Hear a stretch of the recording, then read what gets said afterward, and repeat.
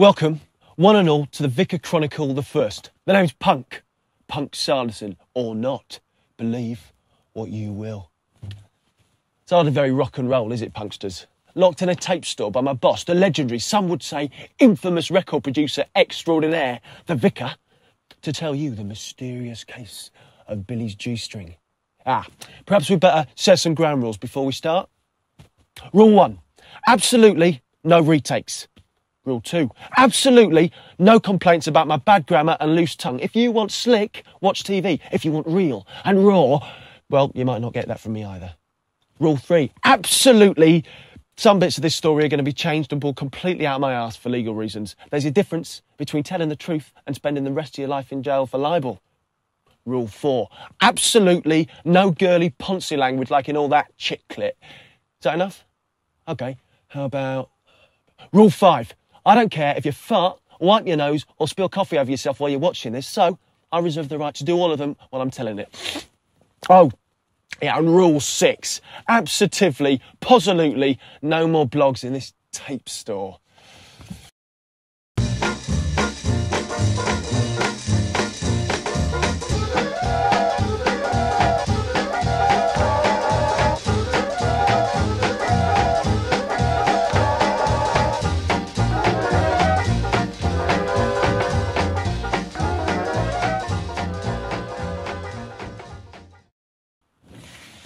Now this is more like it.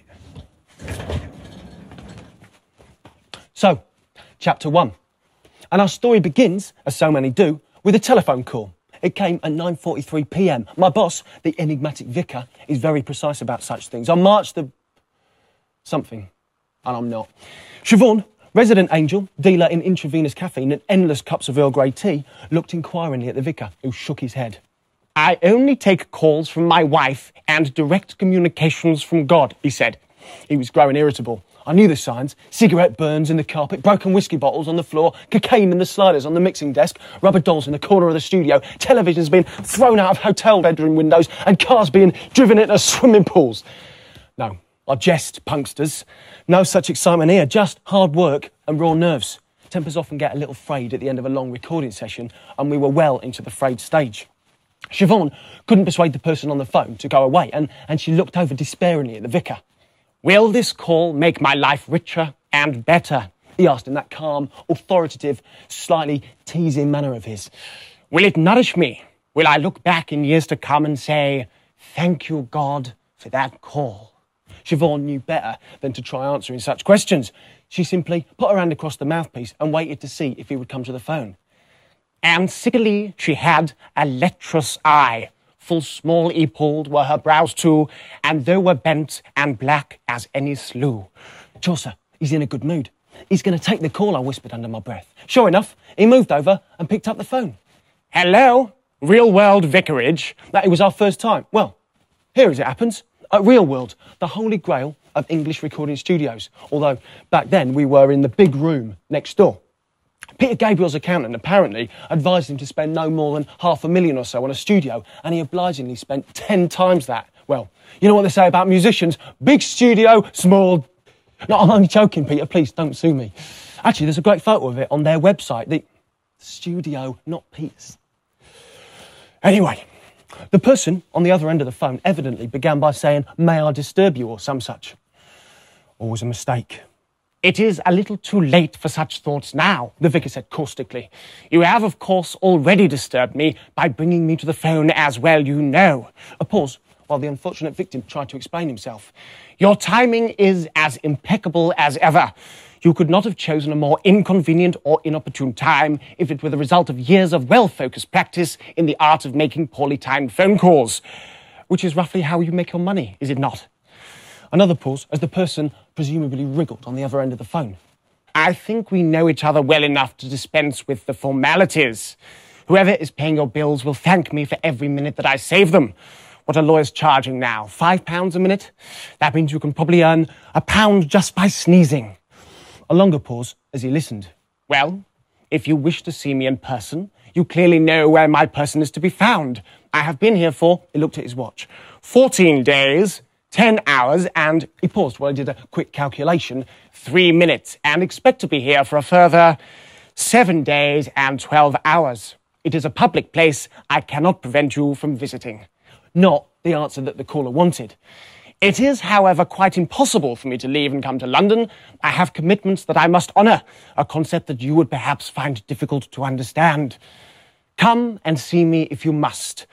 I do not even have to consult my diary to know that at 2 o'clock in the morning I was planning on being safely tucked up between some fine white starched linen sheets.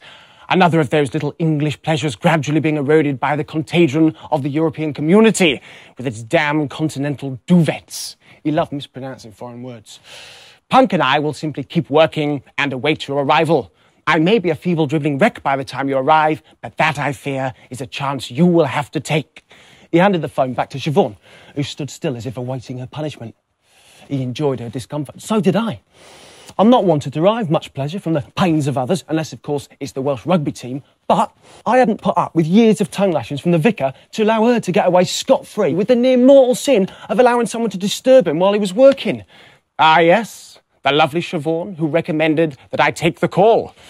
What is to be done with you? He looked her in the eye and then bowed as if greeting a princess. In her is great beauty without vanity. Virtue guides her every action. How the hell did she get away with it? I would have been crucified for interrupting a session like that. Remind me to invest in a pair of great big tits. Thank you, Siobhan. You are right to insist that I took that call. At one of my seminars, we would describe it as a pointed stick. She stared blankly back. We should be thankful for the interruption from Mr. Big. He pretended to spit on the floor. In the same way, we should be thankful for the sound of a baby crying on a sunny afternoon, the vicar explained somewhat enigmatically. Even if you have to give it a good poke to get it going. It pisses you off, but it also wakes you up and helps you to concentrate on the task at hand, just as we shall now concentrate on Diva's backing vocals. Which is exactly what he did. You can tell from this lecture that the vicar neither has nor ever will have any children. He's inclined to treat them a little like dogs, something to be patted or kept on a leash. Nor has he ever had a real point stick shoved up his ass, although I've often been sorely tempted, especially at moments like this, when he insisted on swatting aside all my attempts to probe him about the phone call while giving his full concentration to getting the perfect performance from Diva. Are you interested in the vicar's production techniques? Yeah, probably, but this isn't the time. The main thing is that he's famous and very well paid for the speed at which he works, painting in what he calls broad brushstrokes. Impatience is a virtue, as he likes to tell me. Even so, it seemed a long while before he and Diva took a break, and he swiveled his chair round to face me. Well, who was it then, I asked? Come on, who was on the phone? You are going to tell me, aren't you? And I'll tell you who it was. Next time. That boy's not He's got ears the size of Diva face, vocals and a twisted face, with a voice that... Oh my God, my tush was in a rush, she said after the first song, and then putting with the guitarist who was literally bursting out of a leather jacket. I mean, you know what I mean? Good luck to her and all that, but proud. She's got her pops out, her dirty pillows. Put them back in, darling. I'm the star of this show. The boys tell me that their run-through before lunch is perfect, so I sent them home, which means we won't be needing your services anymore.